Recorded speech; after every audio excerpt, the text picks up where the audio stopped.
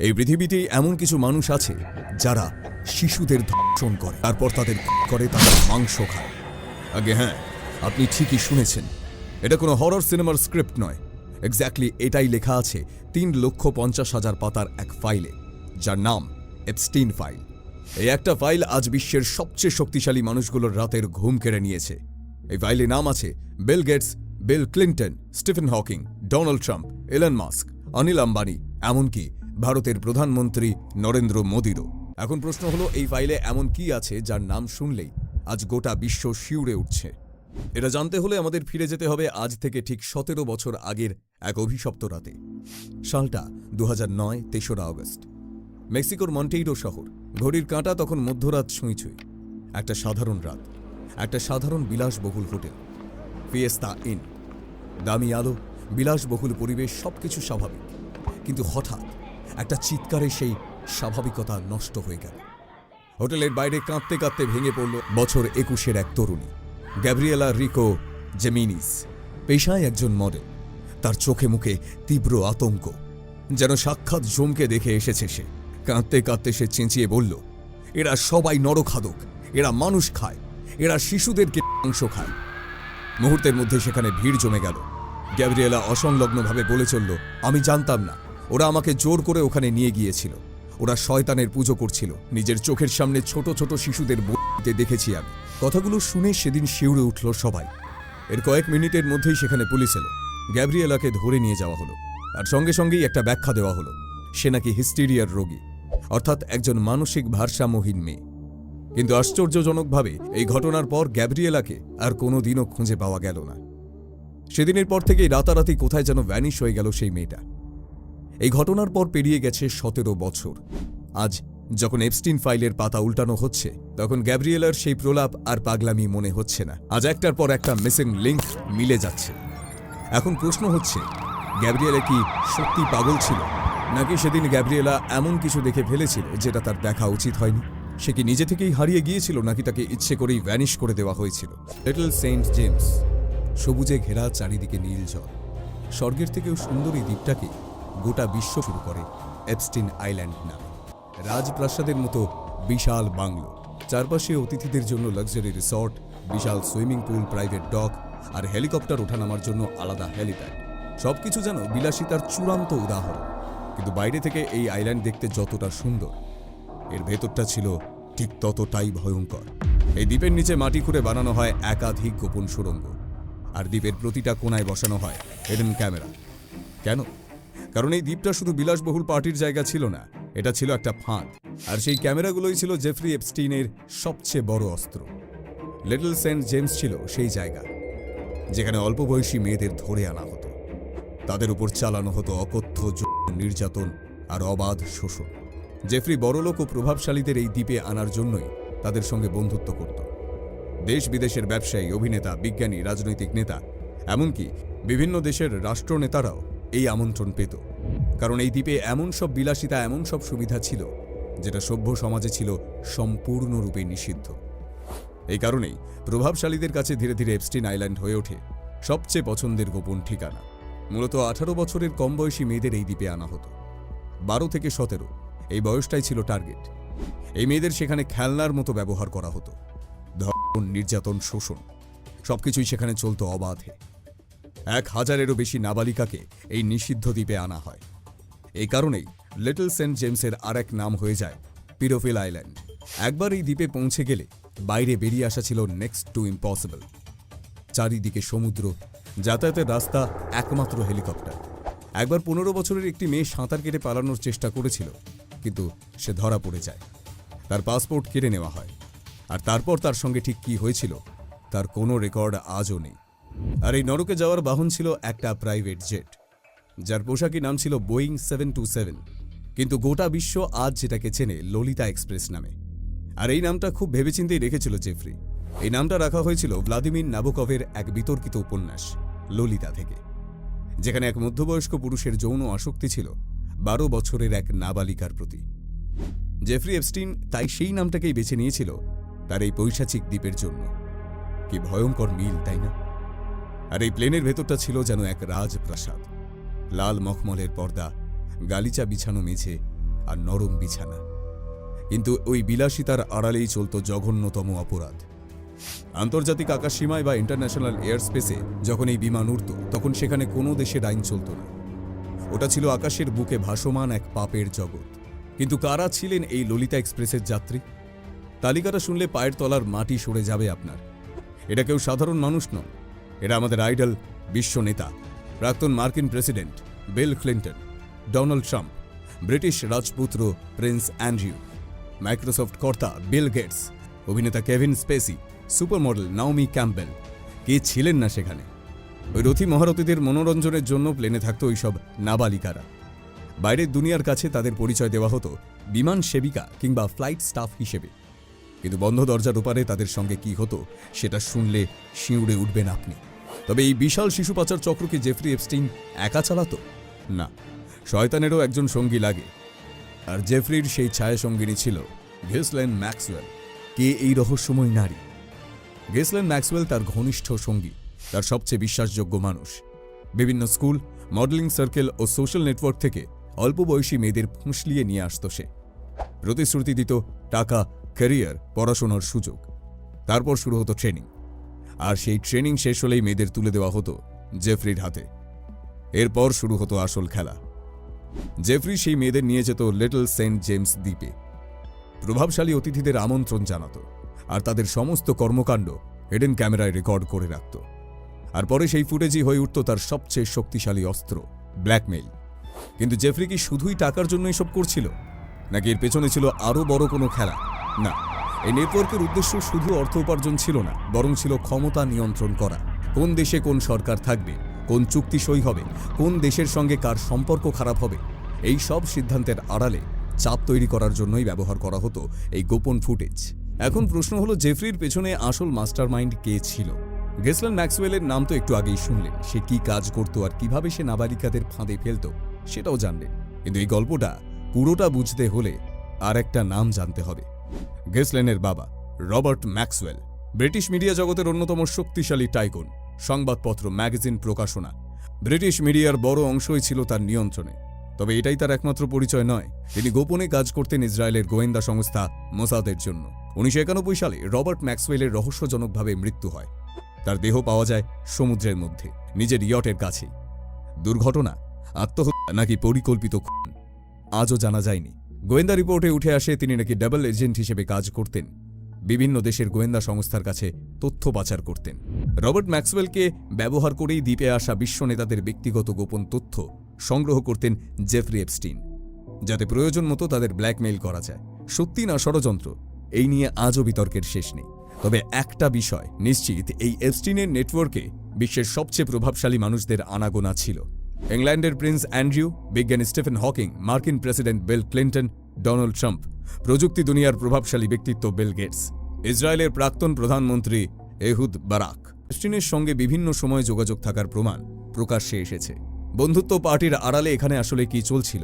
আর সবচেয়ে বড় প্রশ্ন, এত ক্ষমতা, এত সংযোগ, এত সুরক্ষার পরও কিভাবে ধরা পড়ল জেফরি এপস্টিন? সাল 2005, মার্চ মাস। ফ্লোরিডার পাম বিচ পুলিশ স্টেশন রোজকার মতোই ব্যস্ত, কোলাহলে ভরা। কিন্তু সেই ভিড়ের মাঝেই যখন এক 14 বছরের কিশোরী কোর্টনি হোয়াইট তার বাবা মায়ের হাত ধরে পুলিশ স্টেশনে ঢুকল, তখনও পর্যন্ত কেউ ঘুণাক্ষরেও টের পায়নি এই মুহূর্তটা বিশ্বের ইতিহাসের একটা জঘন্যতম কালো অধ্যায় উন্মোচন হতে চলেছে। অফিসারের টেবিলের উল্টো দিকে বসে মেয়েটি যা জানালো সেটা শুনে রীতিমতো পুলিশের রক্ত হিম হয়ে যাওয়ার জোগাড়। ঘটনার সূত্রপাত রয়্যাল পাম বিচ হাই স্কুলে। স্কুলের করিডোরেই কোর্টনিকে দেওয়া হয় এক অদ্ভুত প্রস্তাব। কাজটা খুবই সামান্য, একজনের বাড়িতে গিয়ে শুধু ম্যাসাজ করতে হবে, আর তার বিনিময়ে মিলবে $200 থেকে $300। একটা টিনেজ মেয়ের কাছে 2005 সালে এই অঙ্কটা ছিল স্বপ্নের মতো।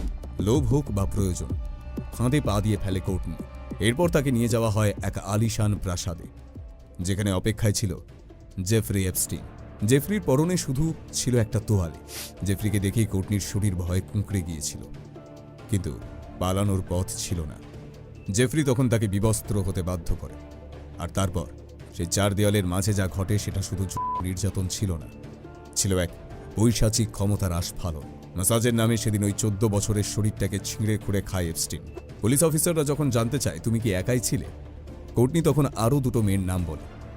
সেই সূত্র ধরে পুলিশ পৌঁছয় আরও দুজনের কাছে। এভাবেই কেঁচো খুঁড়তে খুঁড়তে বেরিয়ে আসে আস্ত অ্যানাকন্ডা। একজন নয়, দুজন নয়, পুলিশ একে একে মোট ৩৫ জন নাবালিকার হদিশ পায়, যারা জেফরির ওই বিকৃত কামনার শিকার হয়েছে। কিন্তু সবচেয়ে ভয়াবহ তথ্যটা এখনও বাকি ছিল। এই মেয়েগুলোকে দিয়ে এপস্টিন তৈরি করেছিল এক পৈশাচিক হিউম্যান চেইন। নির্যাতিতা মেয়েদের সে বলতো, আরও নতুন মেয়ে নিয়ে এসো, আরও টাকা পাবে। ভয় হোক বা টাকার লোভে ওই বাচ্চারাই নিজেদের অজান্তে হয়ে ওঠে অন্য মেয়েদের সর্বনাশের কারণ। এপস্টিনের টার্গেট ছিল গরিব ঘরের মেয়ে কিংবা অনাথ আশ্রমের শিশুরা, কারণ সে জানতো এদের কান্না শোনার মতো কেউ নেই, আর টাকার বান্ডিল ছুঁড়ে দিলে খুব সহজেই এদের মুখ বন্ধ করা যায়। কিন্তু 2005-এর সেই একটা অভিযোগ সব সমীকরণ বদলে দিল। যদিও পুলিশ জানত জেফরি এপস্টিন কোনো সাধারণ অপরাধী নন, তার পেছনে আছে বিশ্বের সব বাঘা বাঘা ক্ষমতাধর ব্যক্তিরা। তাই পুলিশ এবার কোমর বেঁধে নামল। মে 2006 পাম বিচ পুলিশ জমা দিল 53 পাতার এক বিস্ফোরক রিপোর্ট। জুলাই মাসে এই তদন্তে যোগ দিল খোদ ফেডারেল ব্যুরো অফ ইনভেস্টিগেশন অর্থাৎ FBI। শুরু হলো এক ঐতিহাসিক তদন্ত, যার কোড নেম দেওয়া হলো অপারেশন লিপ ইয়ার। কিন্তু এর গভীরে ডুব দিয়ে তদন্তকারীরা যা পেলেন তা শুধু আমেরিকা নয়, গোটা বিশ্বকে নাড়িয়ে দিল। কি ছিল সেই রিপোর্ট? Florida, New York, Mexico, Jeffrey এপস্টিনের নাবালিকা পাচার চক্রের বিস্তার ছিল অবিশ্বাস্যভাবে বড়। একটার পর একটা নির্যাতিতা মেয়ে পুলিশের কাছে মুখ খুলতে শুরু করল। শেষ পর্যন্ত 40 জনেরও বেশি ভিকটিমের বয়ান নিল তদন্তকারীরা। ইন্টারন্যাশনাল ট্রাফিকিংয়ের অভিযোগে গ্রেফতার করা হলো জেফরি এপস্টিনকে। মনে হচ্ছিল এবার হয়তো সবকিছু সামনে আসবে, কিন্তু ঠিক এখানেই গল্প নতুন মোড় নিল। মায়ামির ফেডারেল অ্যাটর্নি আলেকজান্ডার কোস্টা হঠাৎ করে এপস্টিনকে আইনের কঠোর শাস্তি থেকে বাঁচানোর জন্য উদ্যোগী হয়ে উঠলেন। তিনি গোপনে জেফরি এপস্টিনের আইনজীবীদের সঙ্গে একাধিক বৈঠক করলেন। আর এরপরেই ঘটে গেল এক অস্বাভাবিক ঘটনা। এপস্টিন ছোটখাটো অভিযোগ স্বীকার করে নিল, আর তার বিরুদ্ধে থাকা বড় বড় অভিযোগগুলো খারিজ হয়ে গেল। আর সবচেয়ে বড় আশ্চর্যের বিষয় হলো, এই গোপন ডিলের ব্যাপারে নির্যাতিতারা কিছুই জানতে পারল না। 30 জুন 2008 আদালত নাটকীয় রায় দিল মাত্র 18 মাসের জেল। তাও আবার যেন তেন জেল নয়, পাম বিচ কাউন্টি জেলের প্রাইভেট সেল। আর সবচেয়ে হাস্যকর বিষয় কি জানেন? আদালত তাকে অনুমতি দিল অফিসে গিয়ে কাজ করার। সপ্তাহে 6 দিন, রোজ 12 ঘন্টা জেলের বাইরে যেতে পারে সে। অর্থাৎ জেল তার কাছে ছিল শুধু রাতে ঘুমানোর হোটেল। আগে হ্যাঁ, এটাই ছিল তার শাস্তি। 13 মাস পর 2009 সালে জুলাই মাসে সে মুক্তি পেল। ভালো মানুষ সেজে জেল থেকে বেরিয়ে এলো জেফরি এপস্টিন। তারপর বছরের পর বছর কেটে গেল। লিটল সেন্ট জেমস দ্বীপে আবার শুরু হলো সেই বিলাসিতা, সেই পাচার চক্র, আর সেই নাবালিকাদের আর্তনাদ। কিন্তু পাপ কি আর চিরকাল চাপা থাকে? সাল 2011 জেফরির এই কুকীর্তির কথা তখন বাতাসে ভাসছে, কিন্তু কারোর কাছে কোনো প্রমাণ নেই। দেশ বিদেশের রাঘব বোয়ালরা যার পকেটে, তাকে ছোঁবে কে?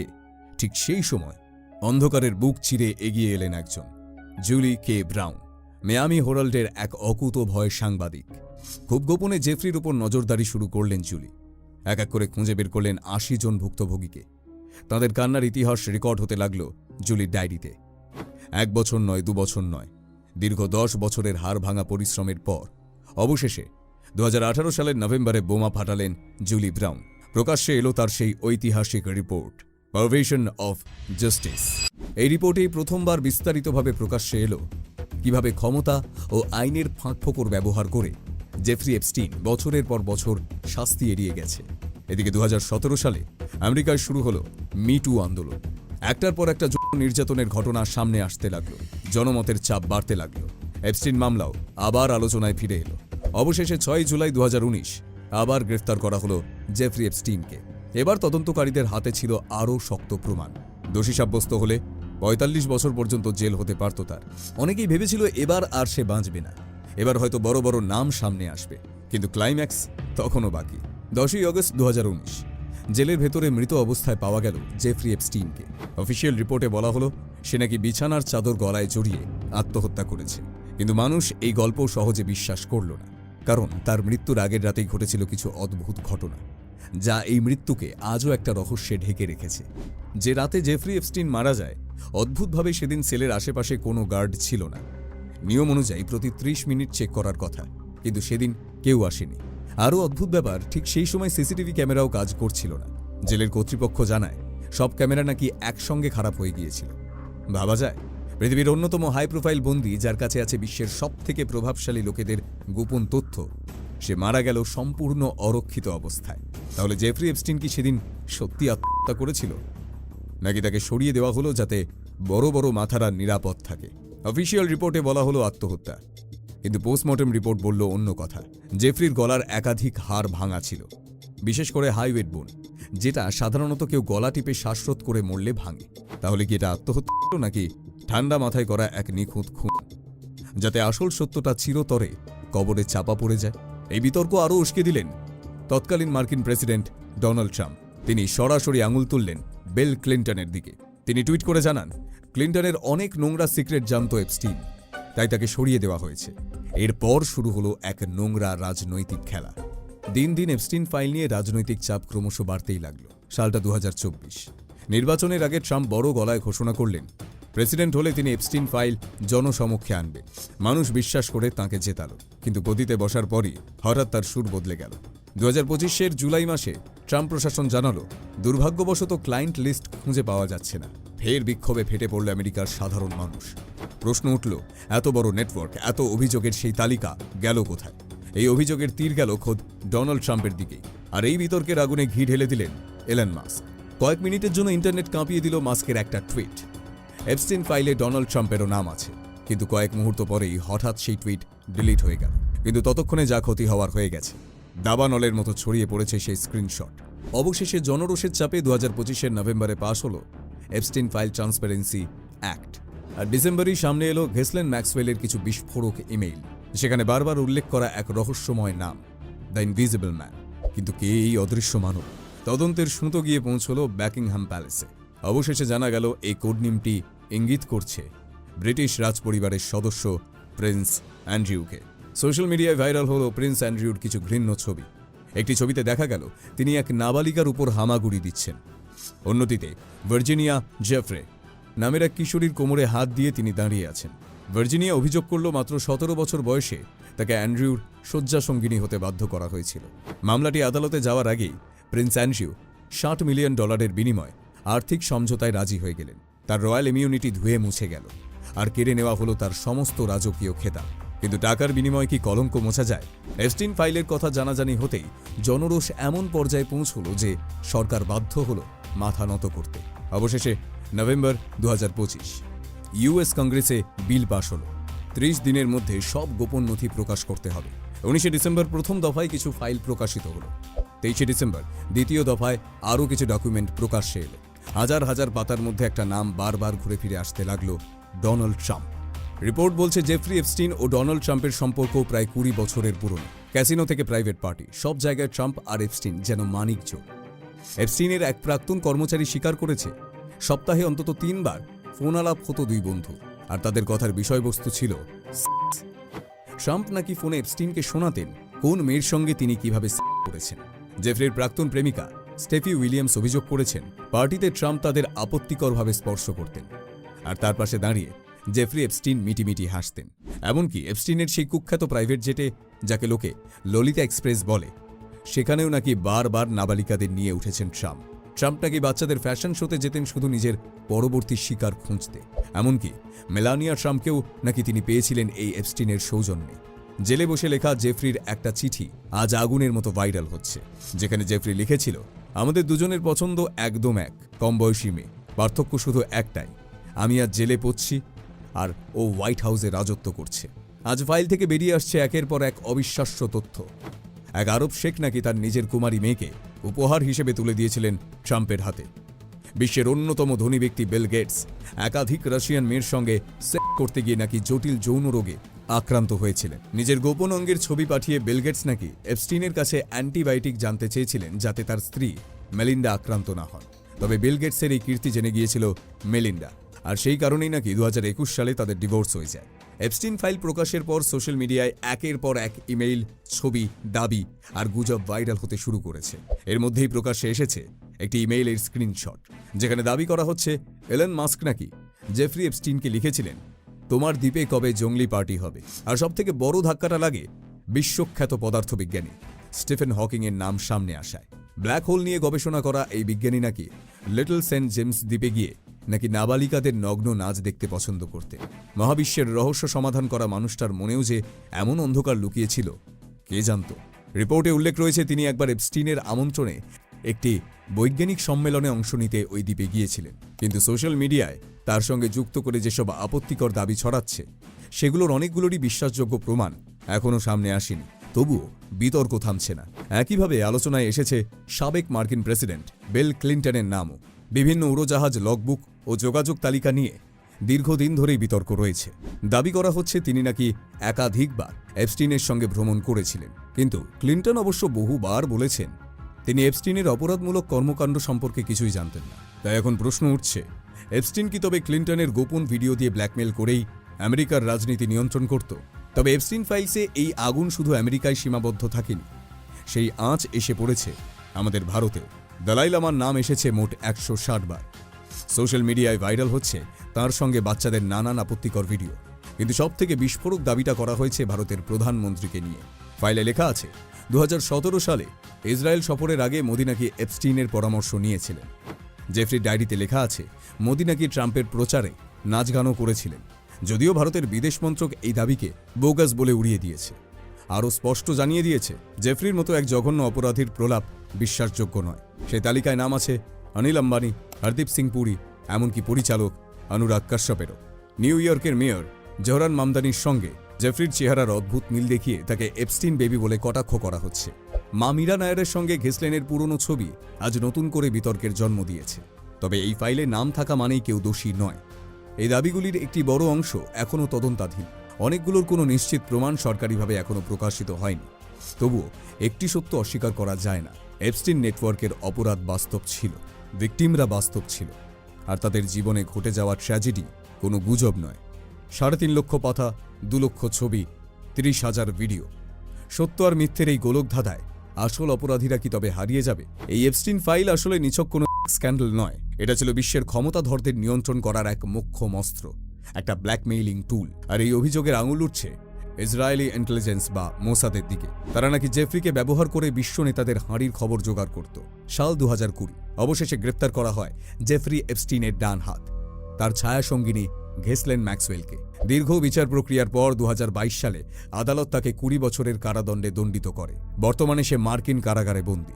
জেফরি এপস্টিনের বিপুল সম্পত্তি সরকার বাজেয়াপ্ত করে এবং নির্যাতিতাদের ক্ষতিপূরণের জন্য একটি বিশেষ তহবিল গঠন করে।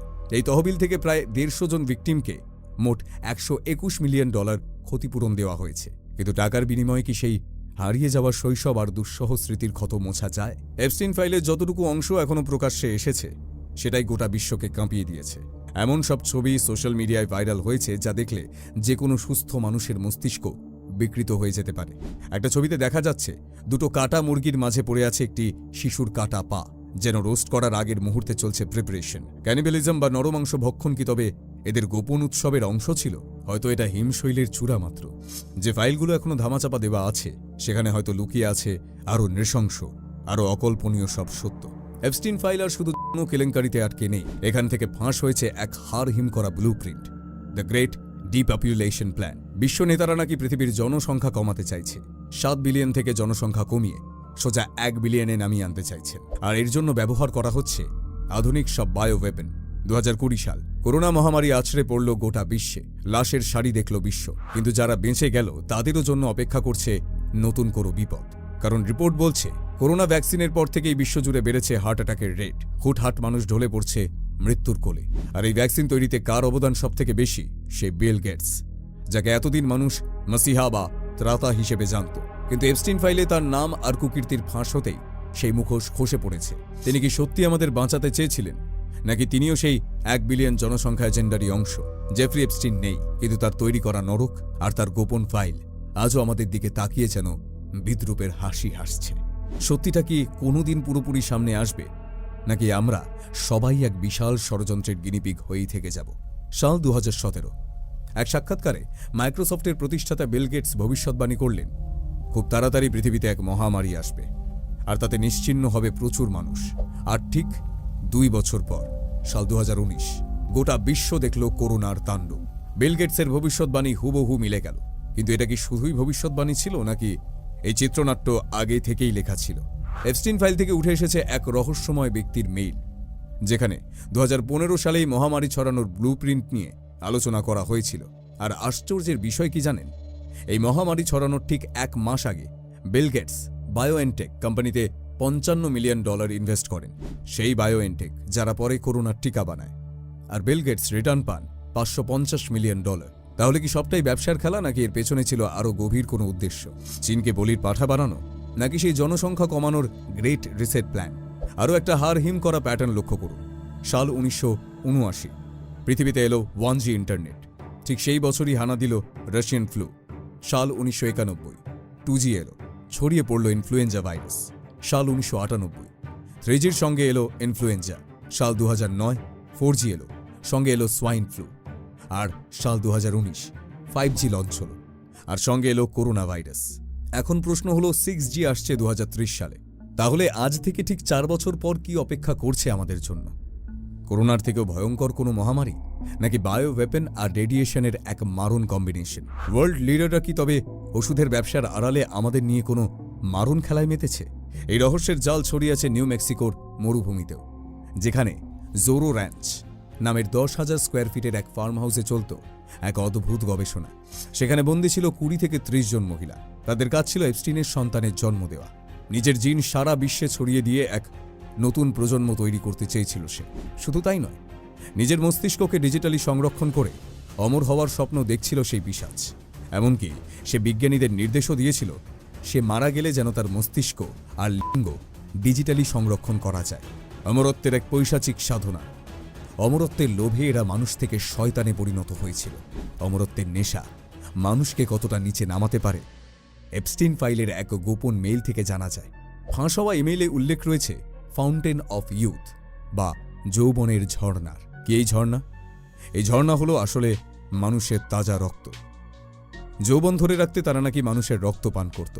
বিজ্ঞান বলছে মানুষ যখন প্রচণ্ড ভয় পায় তখন তার রক্তে অ্যাড্রেনোক্রোমের মাত্রা বেড়ে যায়। এপস্টিন আইল্যান্ড ছোট ছোট শিশুদের উপর অমানসিক টর্চার করা হতো শুধুমাত্র তাদের ভয় দেখানোর জন্য, যাতে তাদের রক্তে অ্যাড্রেনোক্রোম তৈরি হয়। If a child knows he's going to die, his body will secrete this adrenaline. It's beyond, and these people that do it, there'll be no mercy for them. আর সেই রক্ত পান করে 80 বছরের বৃদ্ধ নাকি 40 বছরের জৌলুস ফিরে পেত। শুধু তাই নয়, আপনি জানলে চমকে যাবেন, জেফরি এপস্টিনের ব্যাংক অ্যাকাউন্টের নাম ছিল বাল। বাইবেল ও কোরআন মতে বাল হল স্বয়ং শয়তানের রূপ, ঈশ্বরের শত্রু। আর এই শয়তানকে খুশি করার একটাই শর্ত, শিশু। এমনকি মুসলিমদের পবিত্র স্থান কাবা শরীফ থেকে কালো কাপড় আনিয়েছিল জেফরি। আজিজা আল আহমাদি নামের এক মহিলা তাকে লিখেছিল, এই কাপড়ে 1 কোটি মুসলমানের চোখের জল আর প্রার্থনা মিশে আছে। কিন্তু সেই পবিত্রতাকেও কলুষিত করতে ছাড়েনি এপস্টিন। অভিযোগ উঠছে ওই পবিত্র কাপড়ের উপর দাঁড়িয়েই চলত কালো জাদু আর শয়তানের উপাসনা। ইসলামকে অপমান করতে আর কালো জাদুর মাধ্যমে ক্ষমতা হাসিল করতে ওই দ্বীপে চলত নারকীয় সব আচার অনুষ্ঠান। ধর্ম, বিজ্ঞান, রাজনীতি আর জনতা সব মিলেমিশে একাকার হয়ে গিয়েছিল এপস্টিনের ওই নরকপুরীতে। আজ জেফরি এপস্টিন হয়তো মারা গেছে, কিন্তু তার উপাসনা করা সেই শয়তানেরা আজও আমাদের মধ্যেই ঘুরে বেড়াচ্ছে, তাই না? মুখোশ পরে নতুন করে জেফরি আবার তৈরি হচ্ছে আমাদের অজান্তেই। ভাবুন ভাবুন, শুধু একবার ভাবুন, এই গল্পটা শুধু এপস্টিনে থেমে নেই, এর শিকড় অনেক গভীরে। 90-এর দশক, আমেরিকার মসনাদে তখন জর্জ বুশ সিনিয়রের রাজত্ব। অভিযোগ, এক পার্টিতে জর্জ বুশ স্বয়ং একটি বাচ্চার উপর পৈশাচিক নির্যাতন চালিয়েছিল। কিন্তু সেই শিশুটি বড় হয়ে যে জবানবন্দি দিয়েছিল তা শুনে সভ্য সমাজের যে কোনো মানুষের মেরুদণ্ড দিয়ে ঠান্ডা স্রোত বয়ে যাবে। সে বলেছিল ওই রাতে এক প্রাইভেট ইয়টের উপর চলেছিল শয়তানের উপাসনা। বিলাসিতার আড়ালে ছোট ছোট শিশুদের সেই রাতে দেওয়া হচ্ছিল, তাদের পেট চিরে বের করে আনা হচ্ছিল নারী ভুঁড়ি, আর তারপর এক আদিম উল্লাসে মেতে সেই মাংস কাঁচা চিবিয়ে খাচ্ছিল বিশ্বের তথাকথিত সভ্য শাসকরা। ক্যানিবেলিজম বা নরমাংস ভক্ষণ ছিল তাদের সেই গোপন রিচুয়ালের অংশ। এমনকি বিভৎসতার চূড়ান্ত সীমায় পৌঁছে শিশুদের অন্ত্র থেকে মল বের করে খাওয়াও ছিল সেই পৈশাচিক রিচুয়ালের অংশ। জর্জ বুশ এবং তার ছেলের নাম জড়িয়েছে কুখ্যাত স্কাল অ্যান্ড বোনস সোসাইটির সঙ্গে, যাদের বিরুদ্ধে অভিযোগ ইলুমিনাতির আড়ালে ক্ষমতার লোভে তারা শয়তানের কাছে নিজেদের আত্মা বিক্রি করে দিয়েছে। বলা হয় এটি নিছক কোনো ক্লাব নয়, এটি ইলুমিনাতির এক গুপ্ত আখড়া। অভিযোগ, শয়তানের কাছে আত্মা বিক্রি করে এরা ক্ষমতার পিরামিডের শীর্ষে পৌঁছতে চেয়েছিল, আর সেই ক্ষমতার চাবিকাঠি ছিল নিষ্পাপ শিশুর রক্ত। এপস্টিন আইল্যান্ডে ধর্ষণের ফলে মেয়েরা গর্ভবতী হয়ে পড়লে নাকি জোর করে তাদের গর্ভপাত করানো হতো, আর সেই ভ্রূণের স্যুপ বানিয়ে অতিথিদের নাকি পরিবেশন করা হতো ডিনার টেবিলে। ভাবা যায় মানুষের বিকৃতি কোন পর্যায়ে নামতে পারে। সমগ্র দ্বীপ জুড়ে ছড়িয়ে আছে অদ্ভুত সব মূর্তি, আর দ্বীপের এক কোণে দাঁড়িয়ে আছে সেই রহস্যময় মন্দির, যার নীল সাদা ডোম বা গম্বুজের নিচে কি হতো তা আজও এক অমীমাংসিত রহস্য। বাইবেলে স্পষ্ট লেখা আছে, শয়তানের কাছে শিশু বললে গোটা পৃথিবী শাসন করা যায়। তবে কি বাইবেলের সেই নিষিদ্ধ পথেই হেঁটেছিল এই পিশাচরা? শয়তানের উপাসনা করেই কি তারা আজ বিশ্ব নেতা? উত্তরটা হয়তো লুকিয়ে আছে ওই ফাইলের বাকি অংশটুকুতে। অপরাধ যত বড় হয় তার চারপাশে তত বড় হয়ে ওঠে রহস্যের গল্প। কিছু গল্প সত্যি, কিছু গল্প গুজব, আর কিছু গল্প সম্ভবত এখনও পুরোপুরি প্রকাশই পায়নি। গোটা এপস্টিন ফাইলে মোট 60 লক্ষ পাতা আছে। আমরা দেখেছি মাত্র 3.5 মিলিয়ন বা 60%। 2000-এর বেশি ভিডিও ও 2 লাখের কাছাকাছি ছবি বেরিয়েছে। এতেই গোটা বিশ্ব তোলপাড় হচ্ছে। যদিও বেশিরভাগ ফাইল এখনো আন্ডার রিভিউ। যেদিন কোনো কাটছাট ছাড়া ওই পুরো ফাইলটা রিলিজ হবে, সেদিন হয়তো পৃথিবীর ইতিহাস নতুন করে লিখতে হবে। কিন্তু ওয়ার্ল্ড লিডাররা কি সেটা হতে দেবে? নাকি ওই ফাইল চিরকাল ওই সিন্ধুকের অন্ধকারেই পৌঁছে মরবে? ওই 1000 নাবালিকা যারা নিজেদের শরীর আর আত্মা হারিয়েছে, তারা কি বিচার পাবে? এপস্টিন ফাইল কি শুধু ট্রেলার ছিল? 2030 সালে কি সত্যি এর থেকে বড় বিপদ আসছে? আপনার কি মনে হয়? আপনার মতামত কমেন্টে লিখে জানান। আর এই ভিডিওটা যত পারবেন শেয়ার করুন, যাতে এই ষড়যন্ত্রের কথা প্রতিটি মানুষের কাছে পৌঁছয়। এপস্টিন ফাইলের আরও অনেক কালো অধ্যায় এখনও বাকি। এপস্টিন ফাইলস নিয়ে আরও তথ্য যদি জানতে চান, তবে কমেন্টে লিখুন পার্ট 2। দেখা হচ্ছে পরের ভিডিওতে। ততক্ষণ ভালো থাকবেন, সুস্থ থাকবেন। নমস্কার।